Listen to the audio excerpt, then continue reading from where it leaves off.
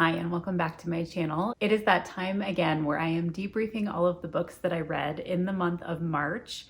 And I am not quite sure how I did it again, but I have also read 22 books this month. It is my new reading challenge for 2022 to read 22 books each month. So I'm going to do a quick run through of all the books that I was able to read this month. And it was basically, I did get through everything that was on my pile except for one book that I ended up switching out at the end of the month for something else, and I'm planning to read it a little bit later this year. So I started with These Silent Woods by Kimmy Cunningham Grant, and I am kind of a sucker for books that talk about like living off the grid or living in like pretty rural circumstances, and especially when kids are being raised in those environments and then, you know, something happens and they have to kind of go back out into the real world. This is a book that definitely falls into that category. You have a daughter and a father, and they are living off the grid. You end up finding out throughout the story why he has chosen to live in kind of a remote cabin environment. I really enjoyed this book. I actually really appreciated kind of the twist that happens at the end. And I listened to this one on audio, so can definitely recommend it in that format as well. The next book that I read was Ann Patchett's These Precious Days, which is her book of essays. That's the most recent essay book that has come out from her. I had actually read a good portion of this in the fall, and then I had to return it back to the library. I ran out of time, and then I put it on ebook, and this is how long it took it to come in. It was 3 months into the new year. I love Ann Patchett's essays. I think they're so incredible. I really appreciate the range of what she talks about, and she often talks about different relationships in her life, and this book of essays is no different. She talks about 3 father figures in one of the essays. She talks about her relationship with her partner. She talks about a really interesting relationship with the kind of executive assistant of Tom Hanks, who she ends up developing a close relationship with at some point. And so it was a really nice kind of collection of stories. Highly recommended. Okay, the next book on the list that I read is by Becky Chambers, and it's called A Psalm for the Wild Built. And the series name for this is Monk and Robot. So that should give you a little bit of a sense of what this is about. This is a very short book, almost a novella.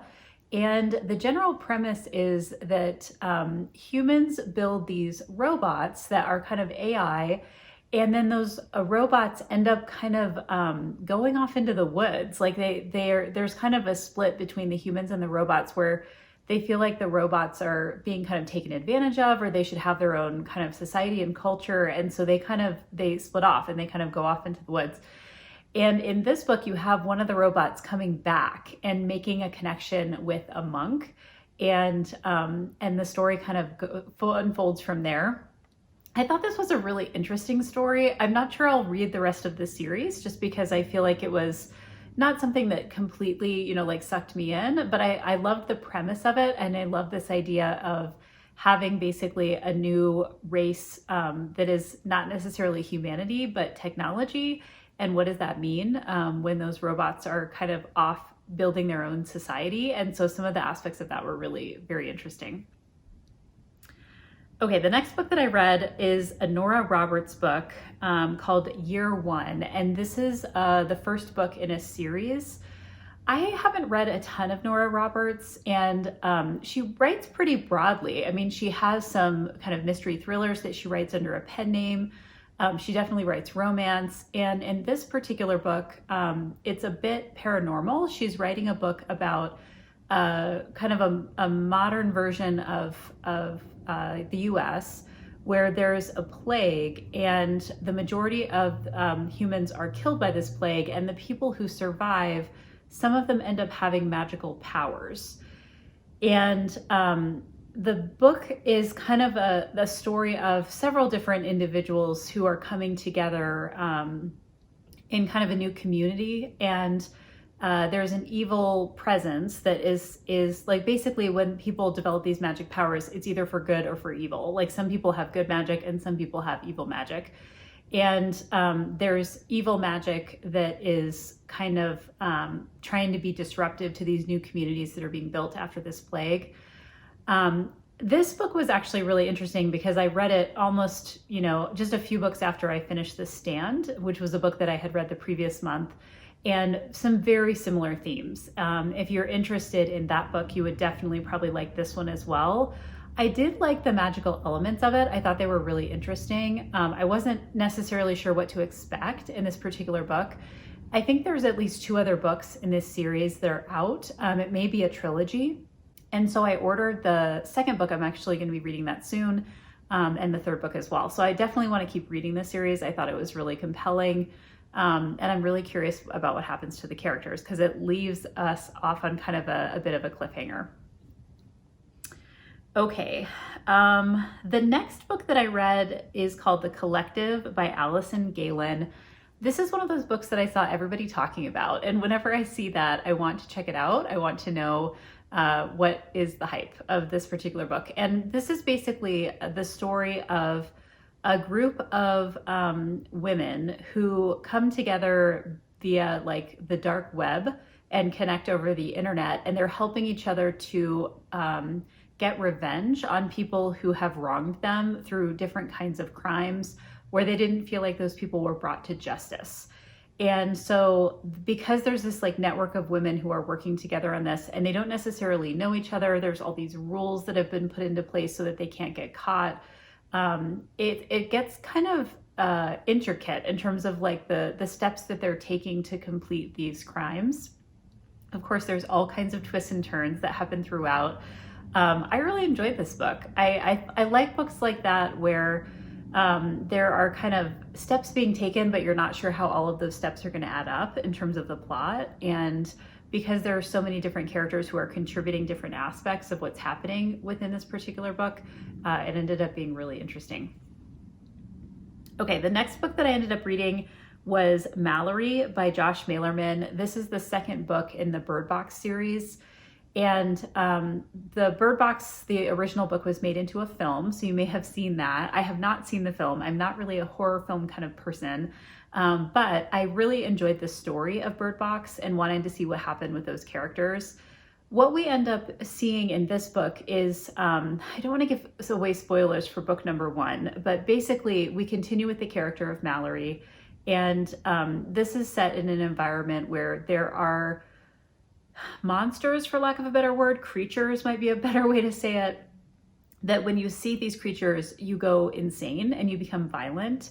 And so there is a society where people are either blindfolded or they're walking around with their eyes closed or they have blinded themselves so that they cannot be impacted in a negative way by these creatures. And so Mallory has lived most of her adult life in this environment where she is keeping her eyes closed pretty much at all times.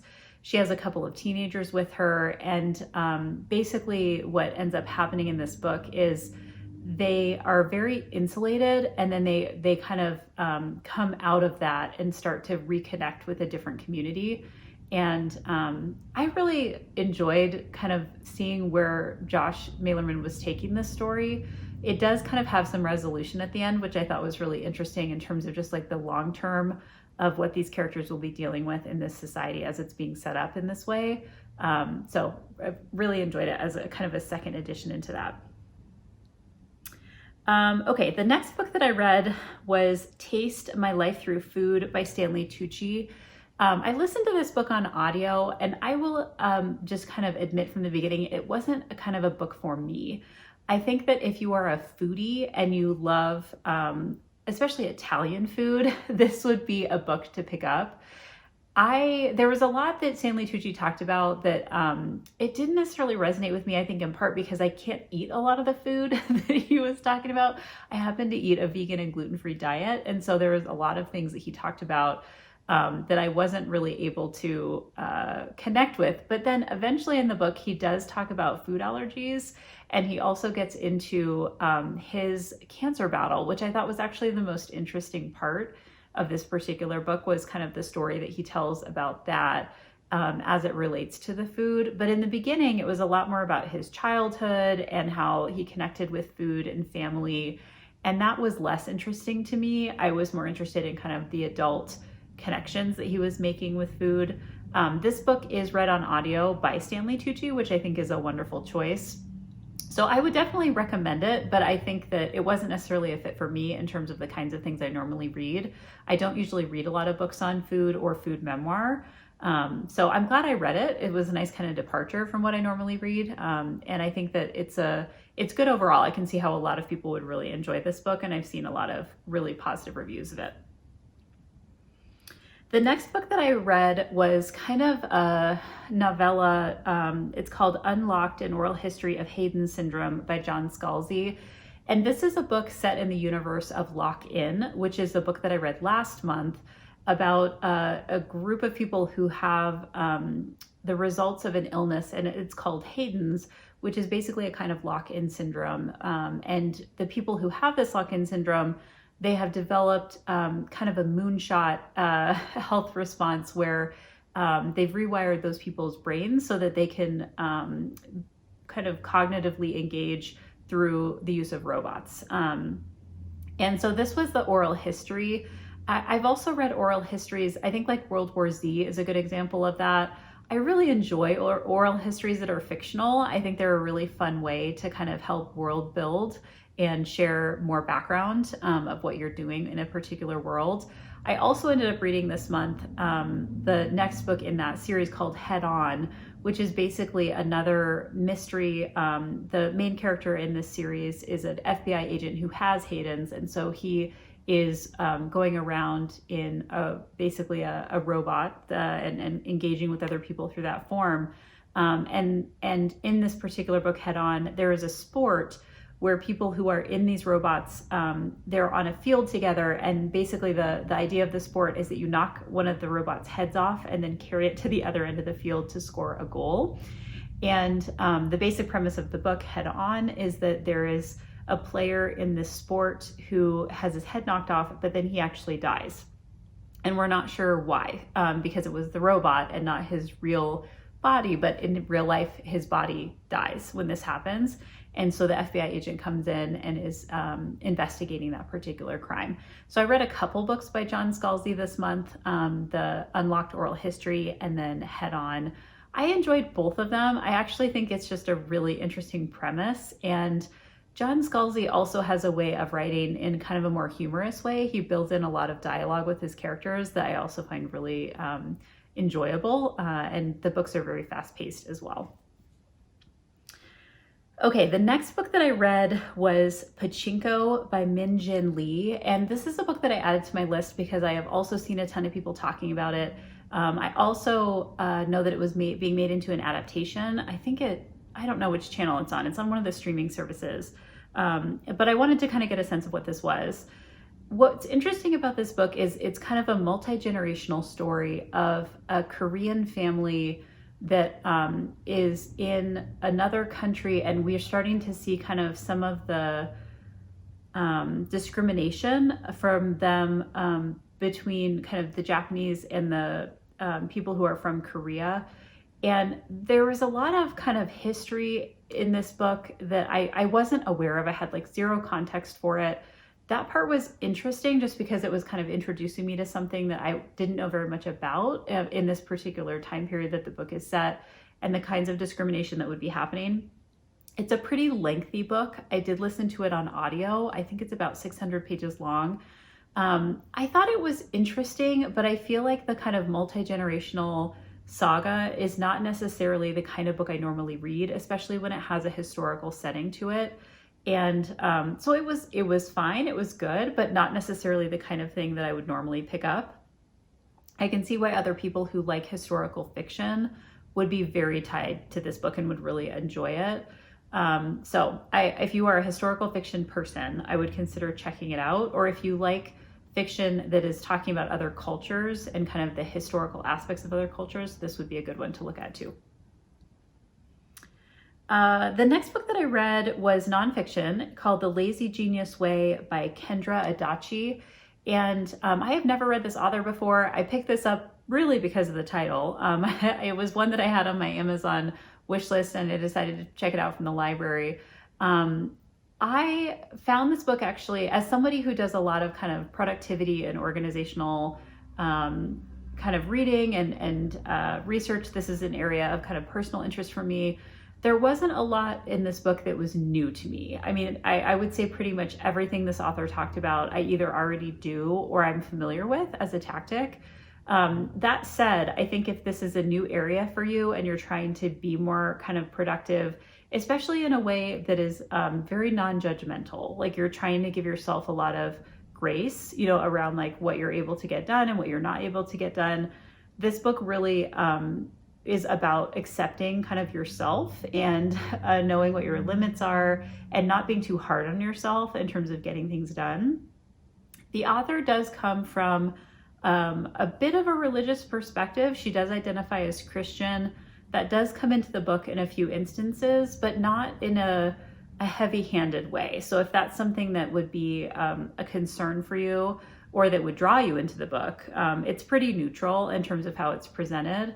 I did find that there was a lot of actionable things that this author talked about, and especially things that were related to like day-to-day tasks, and like very specific examples were provided throughout the book. There was quite a bit in there about like home management, family management, having children, which I don't have. And so there are things in there that I think this is very much written for women in kind of their late 20s to late 30s or early 40s who have kids and who are feeling overwhelmed. I mean, that's kind of the demographic that this book was written for. So definitely interesting if you're looking for some tips around productivity. Okay, the next book that I read was Philip Roth's The Plot Against America. I also listened to this one on audio and really enjoyed the audio version of this book.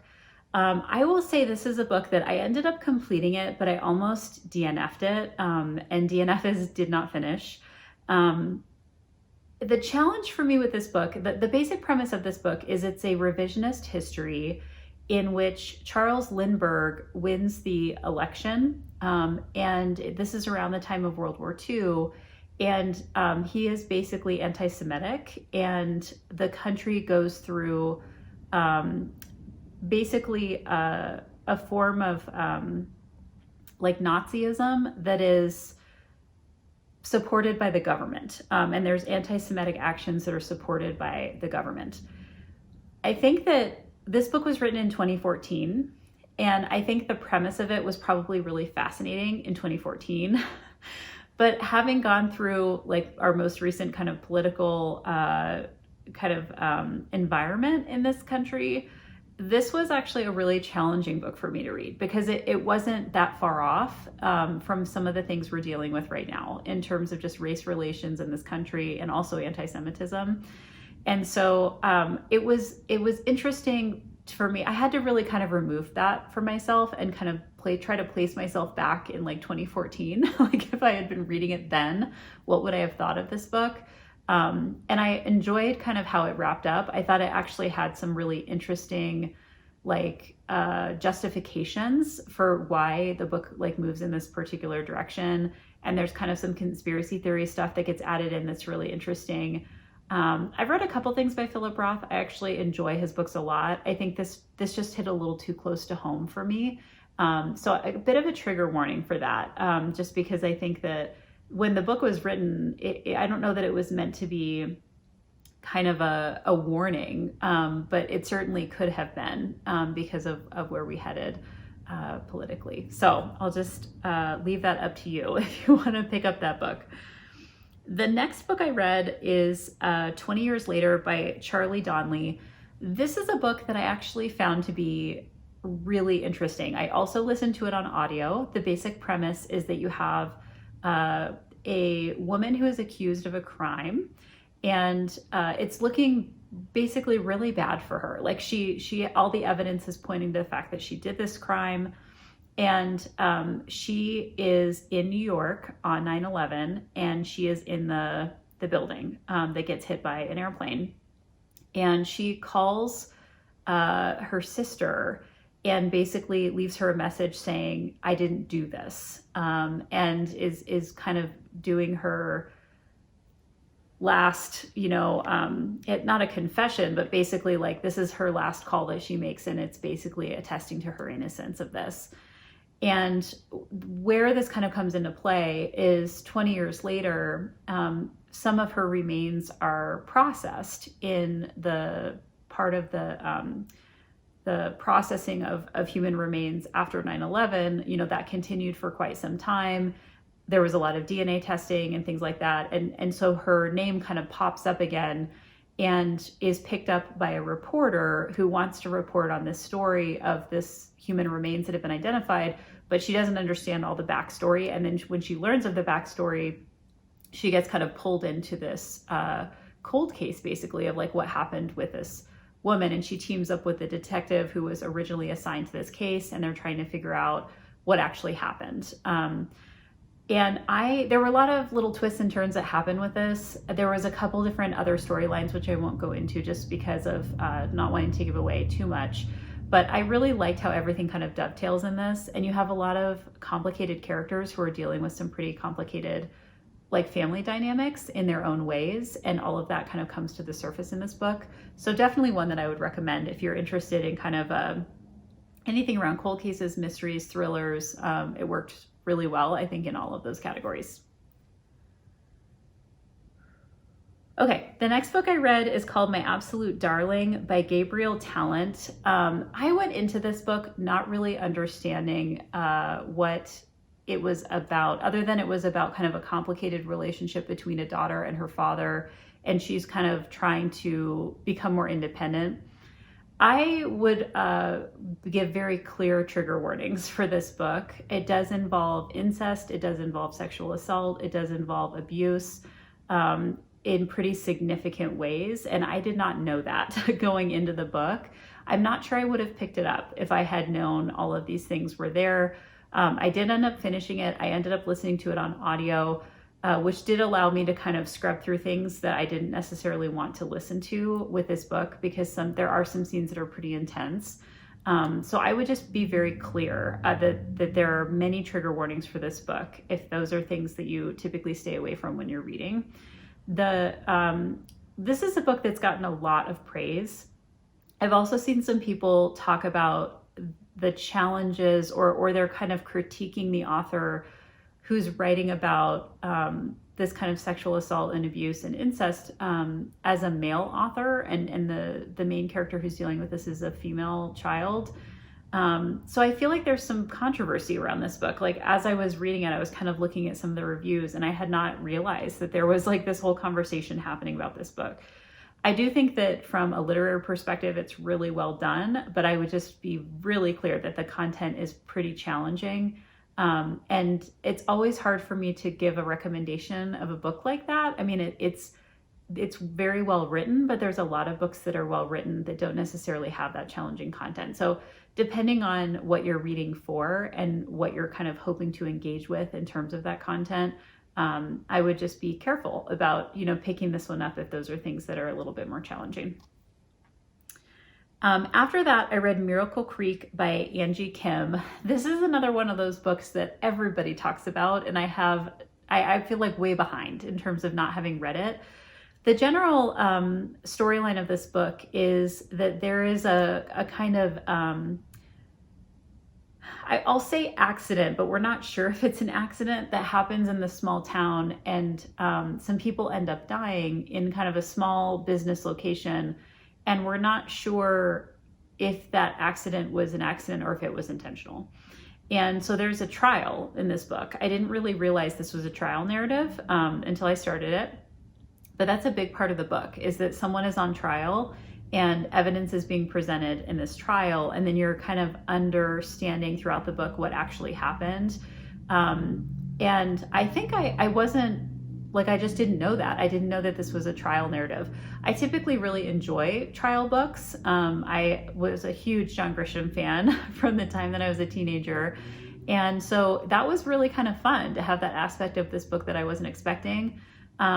I would definitely recommend it. I think that it has kind of an interesting twist at the end in terms of finding out what actually happened in this storyline. There's definitely also kind of some themes in this book about people who are parents of children with disabilities and the challenges for those parents, and their kind of selflessness and what they're kind of asked to do to take care of family members who have disabilities.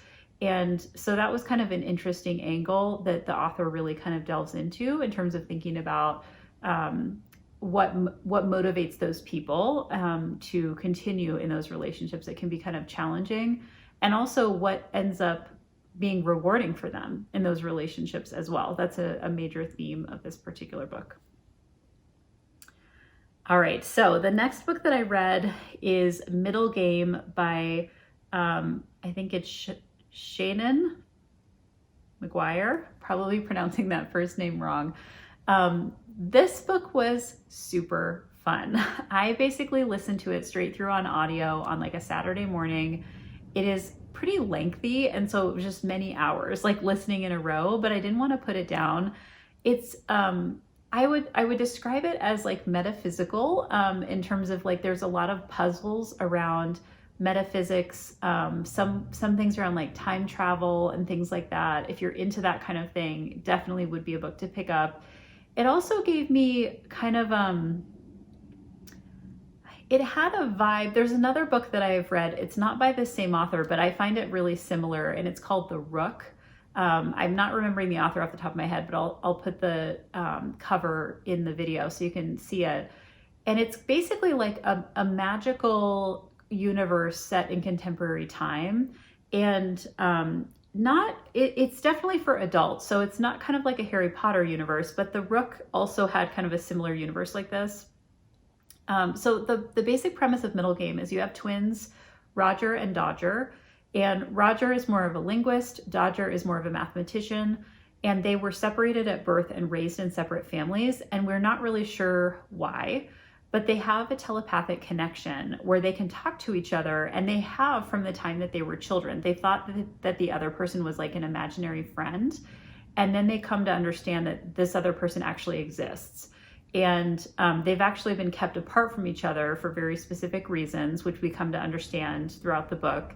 And eventually they do come together, and they are like physically in the same space together, and that causes kind of all kinds of other things to happen. There is also a set of characters that are kind of more, they're the people who created Roger and Dodger, and they're definitely coming out of a more kind of evil perspective of like wanting to kind of rule the world or take over the world, or they're not looking out for the best interests of Roger and Dodger. And we come to find out, and I don't think this is a spoiler, that Roger and Dodger are not the only twins that have been created for certain purposes.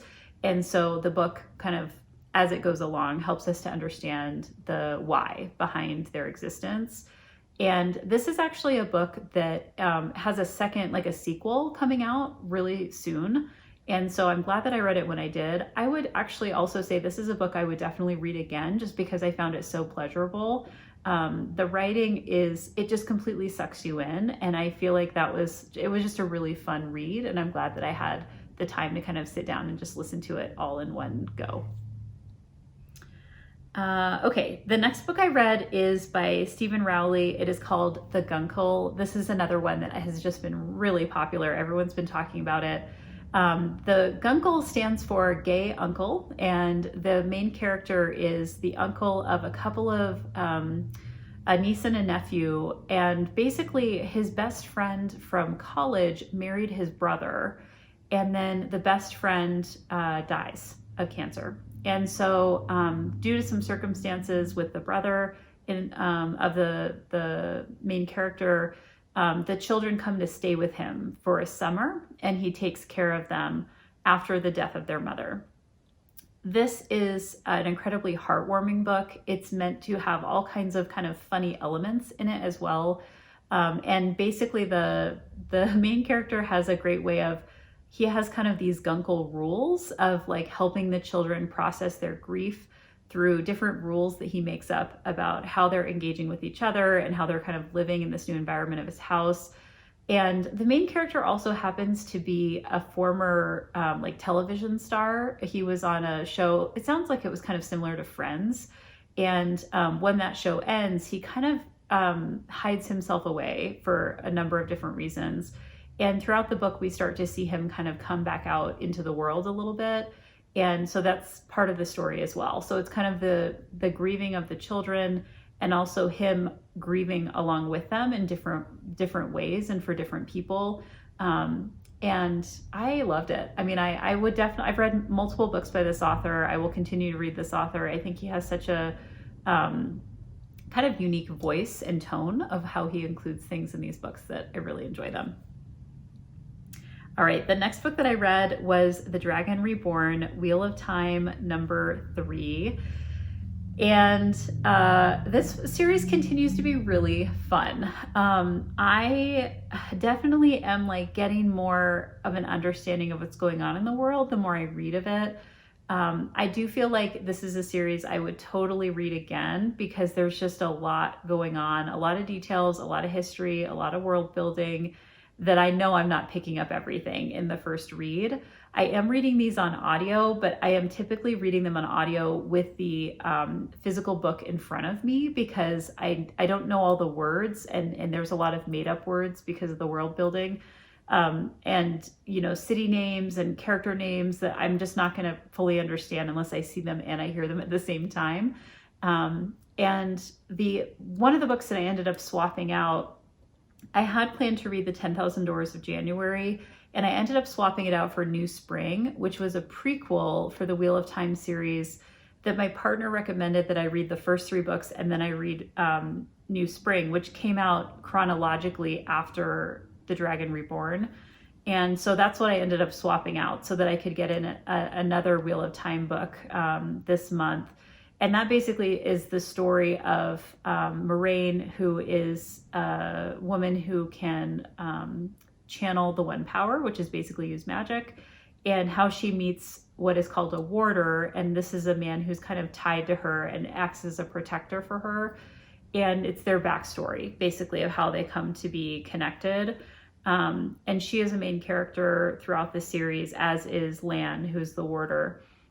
In The Dragon Reborn, I don't want to say too much about the plot because it gives away a lot from the first 2 books. Like you kind of come to understand what some of the characters are meant to be and do in this book. But what I will say that I really appreciate about the last couple of books in the series is they alternate back and forth mostly by gender. And there's actually 2 narrators, a male narrator and a female narrator in the audio.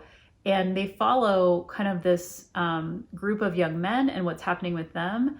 And then a group of women who are the women, they're called Aes Sedai, and they're the ones who channel this power. And the women have like this whole set of rules and structure within that particular population of women, because not all women can channel. And there's different forms of Aes Sedai. They have different colors associated with them. And you get to learn about all that, and you get to learn about kind of how they become trained in how to do this. And I find that really kind of interesting as a kind of companion narrative to what's happening with the main character Rand as he's trying to figure out his role within this kind of larger narrative and culture. So 4 books down in this series so far, and we'll definitely keep tackling it throughout the year. It's one of my annual goals to finish the Wheel of Time series this year. Okay, the next book I read is by Joel Dicker. It's The Truth About the Harry Kubert Affair. And this is a book that is quite lengthy. It was about 600 pages. And the basic premise is there is a writer who's written his first novel. He's kind of nervous that he's not going to be able to do it again because his first novel was very successful. He's looking around for his next book. And he gets contacted by a former professor of his who had a relationship when he was quite younger. This was maybe 30 years previous. Had a relationship with a teenage girl. And at the time that he contacts this author, which is now present day, the body of this girl, her skeleton has been found in his yard. And he is saying that he didn't have anything to do with that, but because he had a relationship with her and a copy of his novel is found with the body, and people kind of know that basically the book that he wrote was about him and this girl, the suspicion comes on to him that he's the one who killed this girl. It's an interesting book from the perspective of lots of twists and turns. I would almost say too many twists and turns. Like by the end of it, I was kind of getting a little exhausted with it was just like ping-ponging everywhere in terms of what's happening with the plot of this book. So if you like that kind of thing, this might be one to pick up. I will say I felt like this book was probably a little too long. I feel like you probably could have shaved off maybe 150 to 200 pages of this and still been fine. If you had, I think, like a really heavy-handed editor, I think this could have been a different kind of book. And by the end, like I said, there was just so many things that were like twisting around that it got to be a little bit ridiculous. That said, I mean, it was interesting. I like the premise of it. I think that there is definitely a little bit of a trigger warning for, like the girl when she's having a relationship with this man, she's 15 years old. And so that's something to just keep in mind, depending on if that's something that you're kind of trying to avoid. There's a lot of complications that are added into that relationship that could be read as kind of victim blaming. So I would just put that out there. And it adds definitely some complexity to the story and what we eventually come to understand around these kind of characters and why these relationships were happening. Okay, the next book I read is The Brutal Telling by Louise Penny. This is the 5th book in the Gamage series. And there's, I think, 17 books total. I'm trying to read all of them this year. This is the first book in the series that I had not previously read. So I had read the first 4 books and then I reread them this year. And then this 5th one was a new one for me. So we're now getting into the territory of the series that's brand new content for me. This is probably my favorite book in the series so far. And I don't want to go into too much detail because basically there is a basic premise where, of course, we have a murder that's happening in this village of 3 Pines. All of the major characters are present that have been kind of part of this smaller community, but one of them is very close to the victim and we don't fully understand why, and he kind of hides that closeness. And I feel like this is a book where sometimes when you have a long-standing series with an author, you're not sure if the author, it's kind of this concept of like killing your darlings. Like, will the author take the risks they need to, or will certain characters always be protected? And in this particular book, it becomes clear that not all characters are going to be protected, even if they're kind of long-standing characters in this series. And I was totally there for that. Like, I think that's a great, it's a wonderful thing for an author to do. It kind of keeps the series fresh in terms of like, you really don't know what could happen and like anything could be on the table in terms of plot. And so that was exciting to kind of see that happen in this series. And it made me really interested to keep reading it because I'm very curious about kind of the end of this book and what it means for the other characters. So my favorite so far, but I definitely think you need to read the first books before you would read this one. It's not a standalone. It really does help you to know the past history of the relationships before you get this far in the series. Okay, just a few more.